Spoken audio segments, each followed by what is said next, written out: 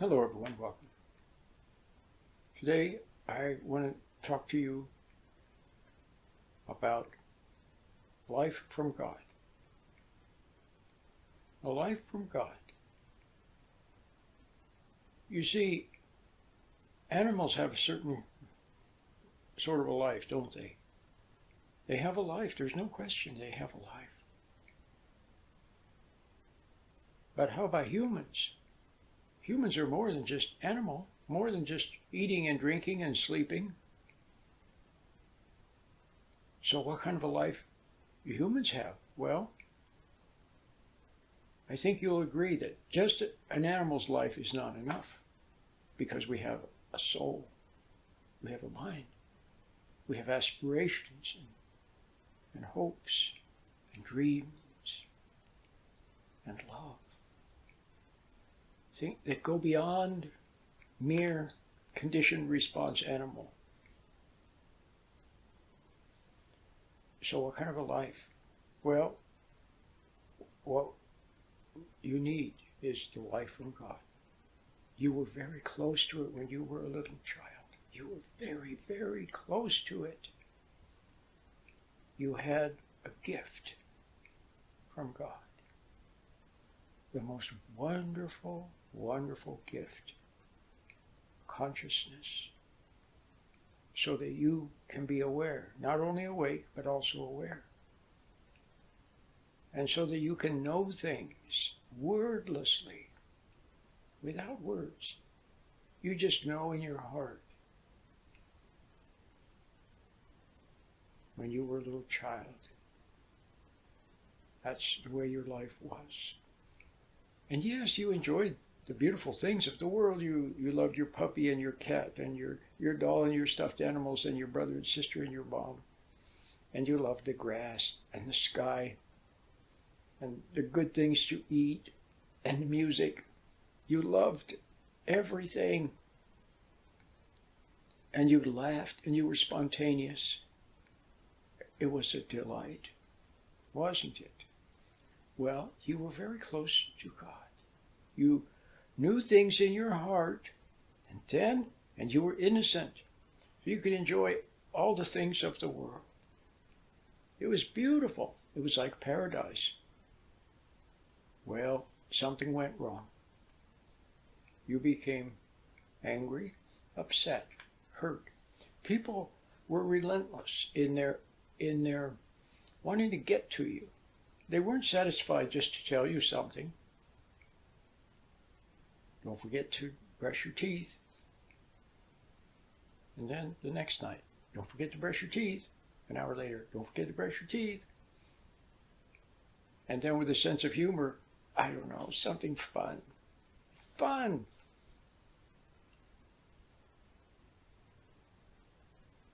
A month later, don't forget to brush your teeth. They weren't content to do that. That would have been nice. They just kept reminding you.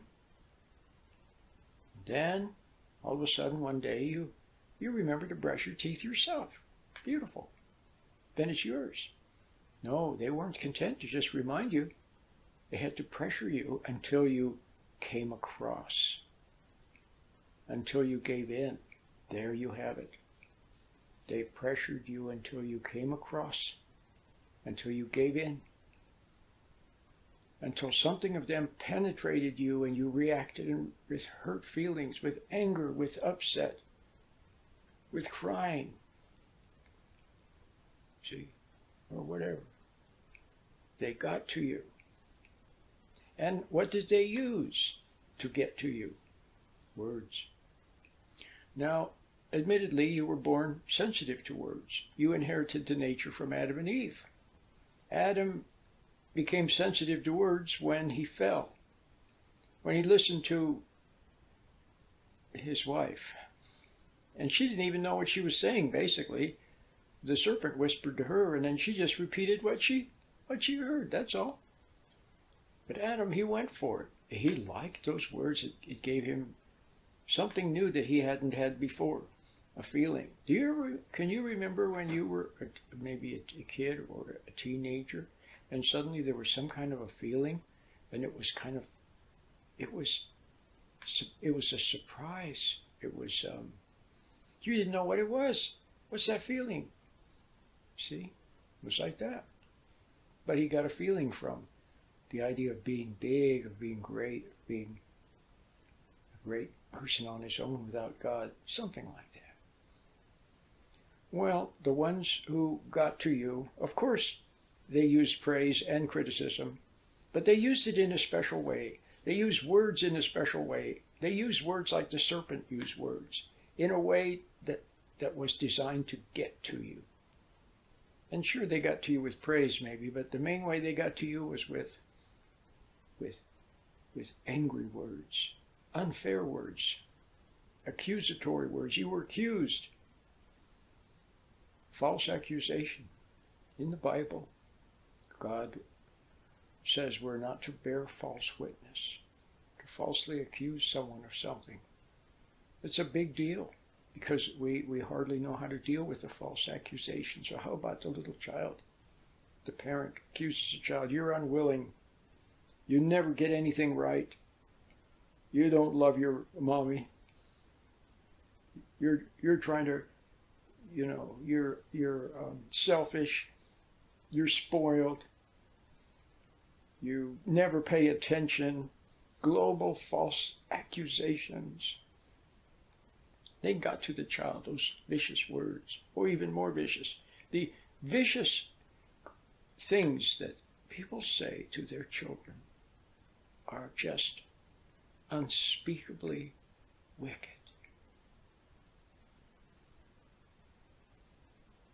But they did, and eventually they got to you. And then your world of paradise was ruined. Now you had to worry, why is mommy angry? Why is daddy angry? Why am I bad all the time? Why can't I make mommy happy? Why am I no good? See, they got to you. Then you went to school. Should have been a pleasant experience. Should have been fun. And it was to some extent, but then it was ruined by pressure to get to you. And then there was the peer group. Oh yes, your parents abandoned you to the peer group. How many of you can remember incidents with a peer group where you were bullied, teased, things were taken from you, you were pushed down, your hair was pulled, awful things, and things were said, awful things about you, about your looks, and oh yes. And what was the goal again? To get to you, to get you to come across, to give in. And so you did. But do you understand that once you come across, and remember, you were only a little child, you couldn't help it. You were born with a nature sensitive to words. And you depended on your mommy and daddy, and especially your daddy, to protect you from tease, from cruelty, and from trauma. But they abandoned you, sometimes as early as 3 years old or 2 years old, to a daycare center where there's a bunch of kids from rotten homes. And then you have the teasing and the cruelty and the pressure and the bullying and all of that stuff. See? So they got to you, but what I want you to see is that when someone gets to you, see, this is very important, when something gets to you, then it gets inside. And then, when it's inside, you then identify with it because something of it is within you. And you can grow to love that which had been cruel to you. You can grow to like a traumatic experience where something awful happens, and then later you go back to that awful experience again. And now it doesn't feel like an awful experience anymore. Now it feels like comfort. How many of you were traumatized by something when you were a little child, something you saw? then you kept going back to it. Later in life, you kept going back to it. When you were 60 years old, you were still going back to it. It got inside. Do you understand? And then it becomes you. Part of you is it. And then you need it. You can grow to love it. How many of you had an experience? See, I could go to extremes, but I can go from the simplest to something very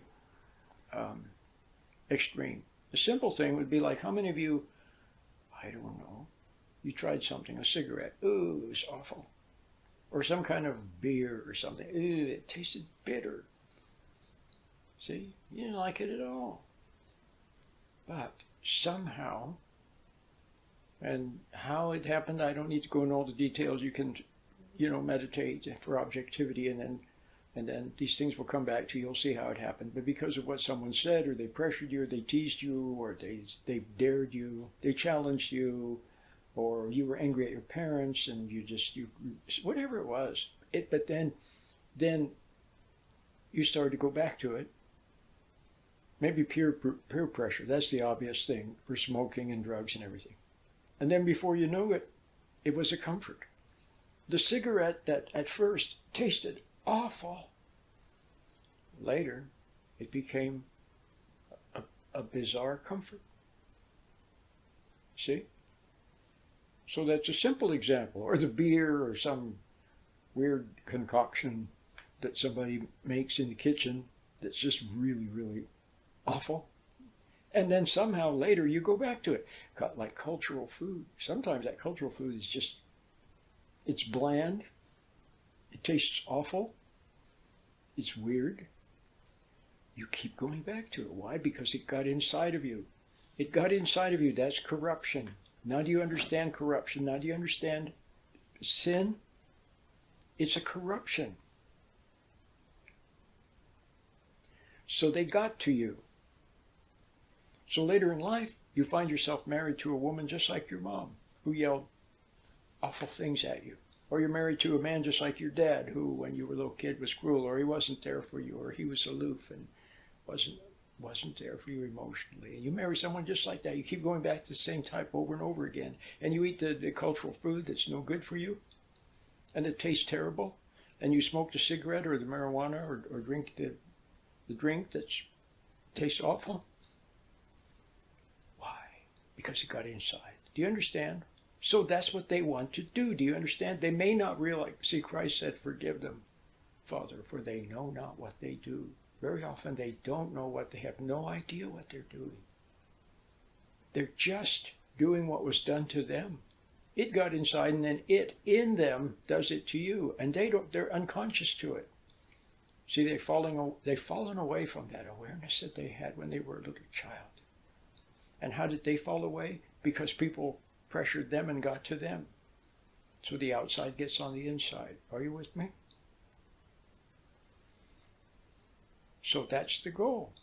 What's the goal of the what's the word to use it?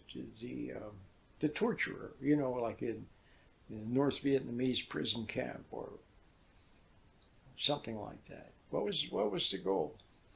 To get to the person. To get to them. Not just to hurt them, but to get to them. And then that person can then turn around. And what about the war? A man goes off to war, or a lady goes off to war, sees terrible things, sees the enemy doing terrible, terrible things, and it fills them with resentment and hatred for what they saw, but it gets inside. But what we're talking about is what's the word I want? Oh no, I forgot what I was saying. Yeah, the torturer at the prison, North Vietnamese prison camp, in the Vietnam War, wanted to get to you, to make you doubt.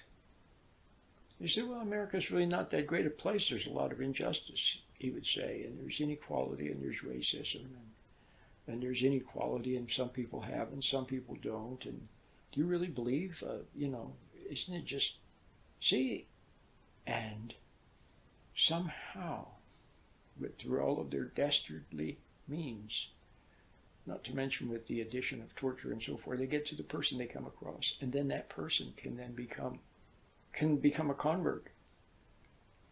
You remember the Patty Hearst thing? Remember? A long time ago.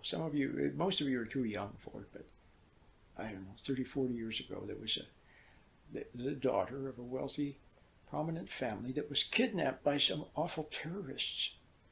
And lo and behold, I don't know, a few months later, there she was, holding up a bank with the terrorists. She had been totally, she had been converted over. Well, luckily she was freed, and then she came back. I don't know how much, but she came back. I don't know the rest of the story, but she can come back. And then some of these cult groups, you know which ones I'm talking about, the ones that pin flowers on you at the airport, you know, that sort of thing. Or some cult groups that look very respectable, but that's what they are. They're cults. So what did they do? They got to somebody through doubt, through intimidation, through challenge, through tease. And I just want you to see that that's how it works.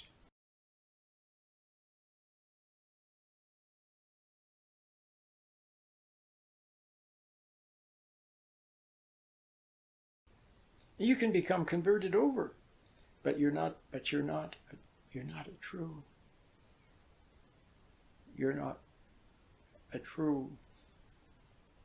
follower. It's brainwashing. It's based on Pavlovian techniques. But it's not the real thing. The real thing is the life of the Spirit from God. Now, let me get back to that again. So now do you see what your life has become? Your life has become what you are, what you think you are.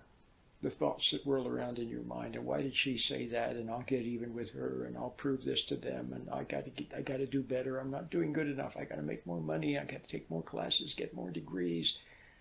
See, and then all the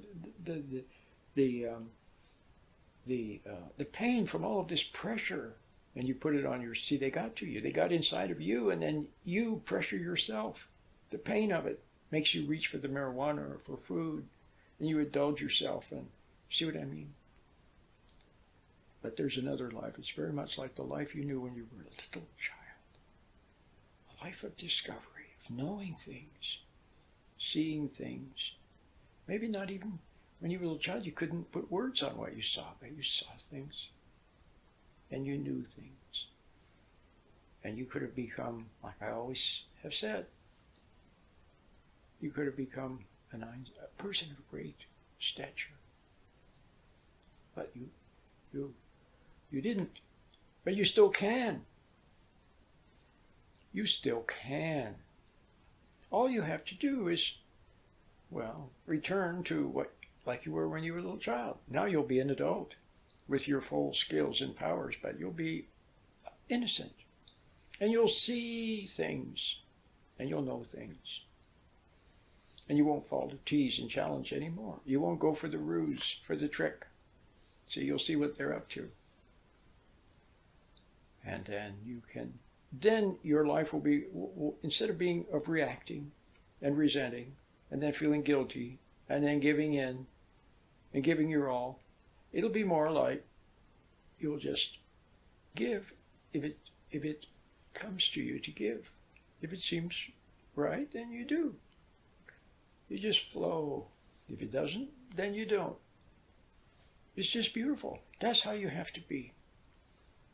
The French, I don't know why the French had so many words for this sort of thing. They call it la belle indifférence, or insouciance, something like that. basically just like Alfred Newman used to say, what, me worry? Or Tom Sawyer or Huckleberry Finn, just, you know, oh, would you mind doing this for me? No, I don't think so. See, they don't like that, do they? See, they want to get to you. They want to see you do a soft chew. They want to see you get angry and resentful. Then they want to see you feeling guilty and then saying yes. Or, see, they want to get to you. But if you just, I don't think so. Or they say, ask you something and you just, I don't know. They can't stand it. That's how you have to be. But then when you give, it's beautiful. You just give from your heart, spontaneously.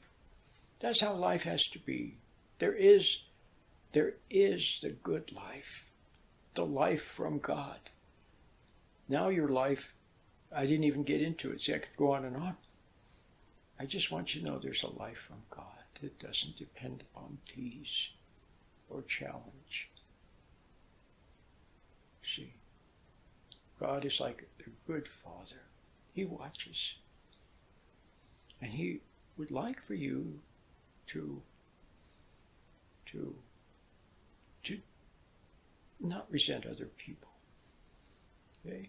And when you see something that you're doing that's not so good, then just see that it's not so good. And he wants you, when you see the sweetness in a child, their innocence, that you appreciate that, or that you appreciate the clouds that he made a lot of neat stuff. He made a lot of neat stuff, he did. The clouds, the sky, birds, food. See? He made it all. Everything. People. He made them just unbelievable. You know, you go to an aquarium or you go to a zoo and you look at some of these animals. They're amazing. Wow, God made them. So all he wants to do is just sort of acknowledge a little bit and say, gee, thanks. I heard the cutest thing.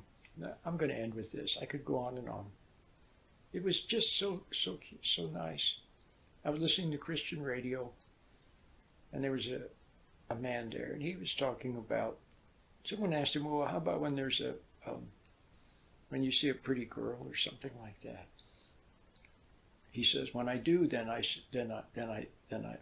say, nice job, God. I think that's really cute. So, what are you going to do? Are you going to keep living this life of tease and challenge and frustration and anger and hurt feelings and resentments and hostilities? Or are you going to look for the other life? Are you going to waste your time hating, being angry, trying to prove something? Or are you going to say, the heck with it, and start looking for the real life? See? Start looking for the real life. Search, yearn, and God will answer.